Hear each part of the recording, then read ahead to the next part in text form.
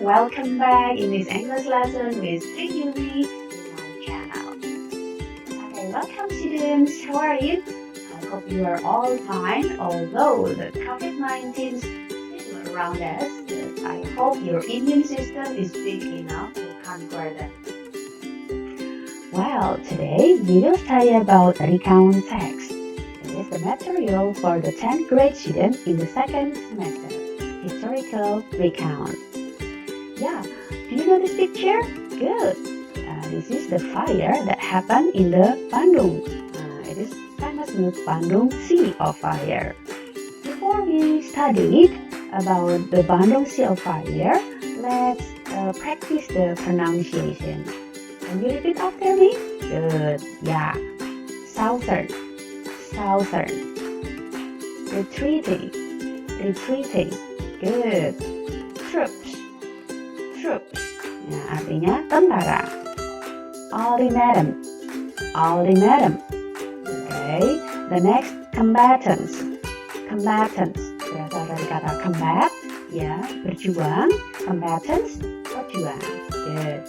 Deliberately. Artinya dengan sengaja. Yeah, let's study. Let's read together Bandung Sea of Fire.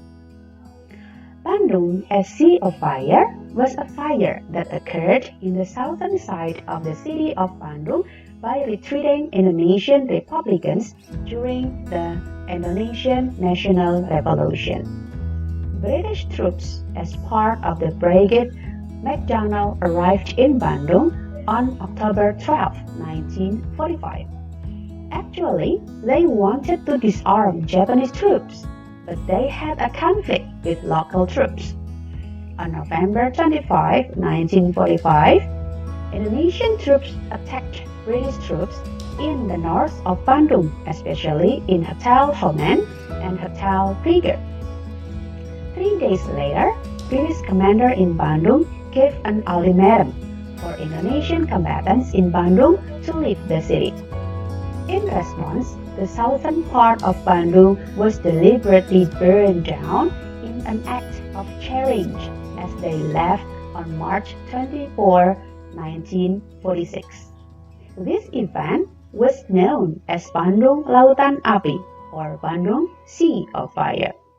The revolutionary song Halo Halo Bandung was sung by hundreds of Indonesian nationalists in Bandung to commemorate this event. Okay. Yeah. Have you listened to me carefully and read with me? Good. Now let's discuss about the questions about Bandung Sea of Fire. Number 1. What is Bandung Sea of Fire? Good. Yeah.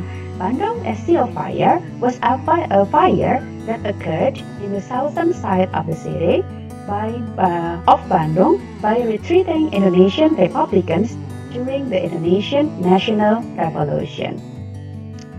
Question number 2. Who was the commander of British troops? Remember? Good. Yeah, the answer is Brigade MacDonald. And then question number 3. Why Bandung residents burned southern part of Bandung? Yeah, very good. Because they deliberately burned it down in an act of challenge to British troops. Good. You have understood well about the Bandung Sea of Fire. Now, let's discuss about the generic structure. The generic structure of recount text.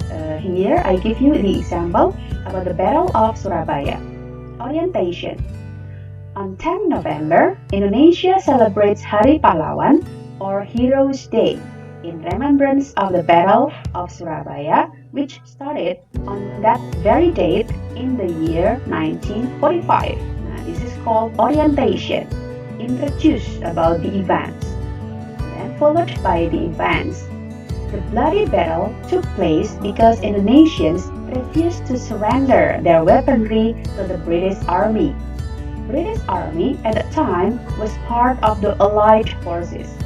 The defiant Bung Tomo is the well-known revolutionary leader who played a very important role in this battle. It all started because of a misunderstanding between British troops in Jepara and those in Surabaya, under the command of Brigadier AWWS Melody. The next event, on 30 October 1945, Brigadier Melody was killed as he was approaching the British troops post near Jembatan Merah or Red Bridge, Surabaya. There were many reports about the death, but it was widely believed that the brigadier was murdered by Indonesian militia. Looking at this situation, Lieutenant General Sir Philip Christensen brought in reinforcements to siege the city. And then the next events. In the early morning of 10 November 1945, British troops began to advance into Surabaya with cover from both naval and air bombardment. Although the Indonesians defended the city heroically, the city was conquered within 3 days, and the whole battle lasted for 3 weeks.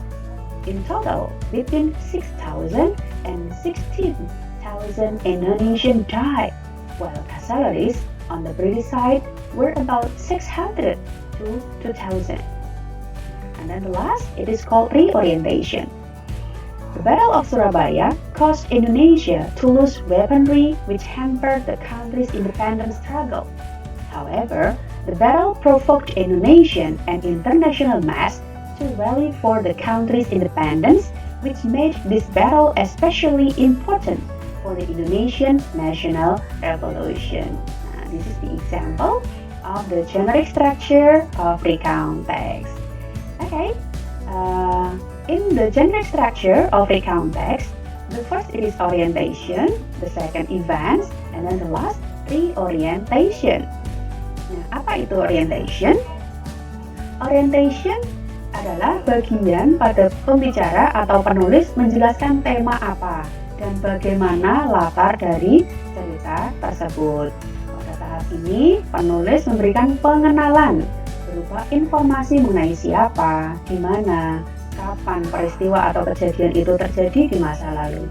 Pada bagian ini penulis menyampaikan informasi pengantar yang diperlukan untuk memahami keseluruhan teks.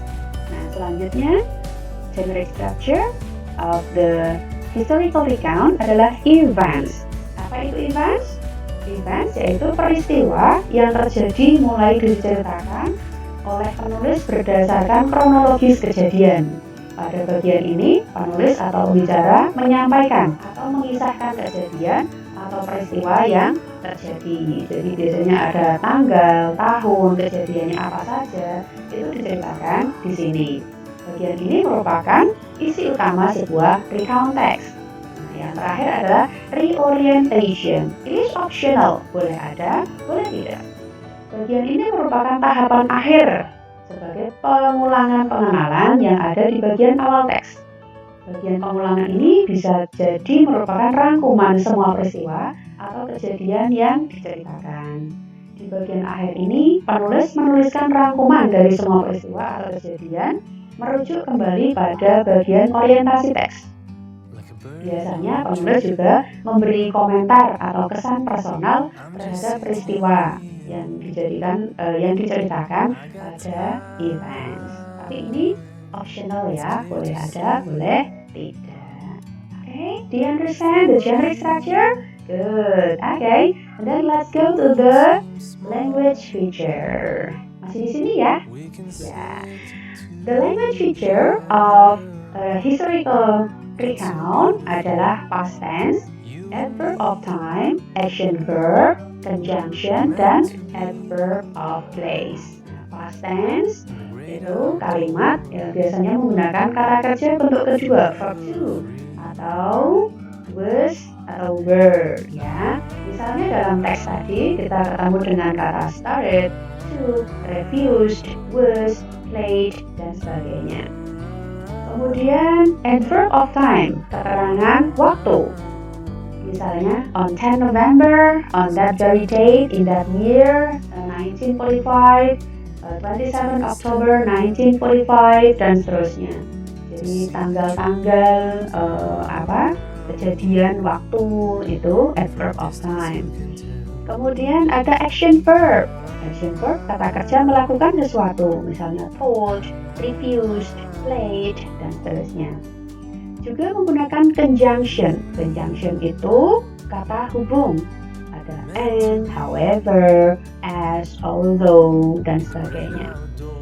Ada juga adverb of place, keterangan tempat. Nah, tadi di bacaan kita temukan ada in Surabaya, in Bandung, Jakarta, all over Surabaya, near Jembatan Merah. Nah, itu adalah keterangan tempat.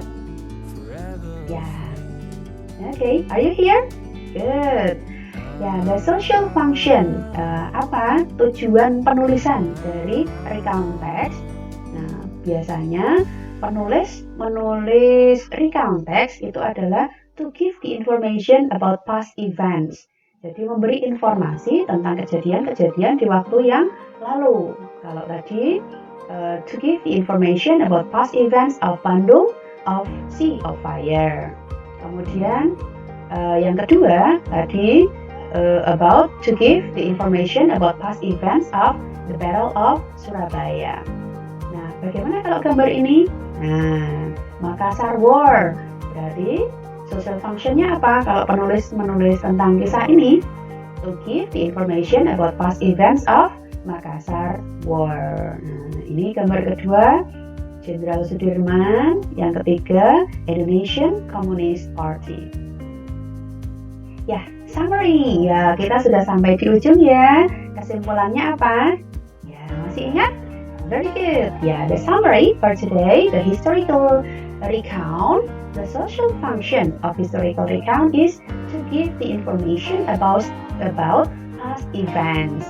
The language features, number 1 past tense, number 2 adverb of time, the next adverb of place, action verb, and conjunction.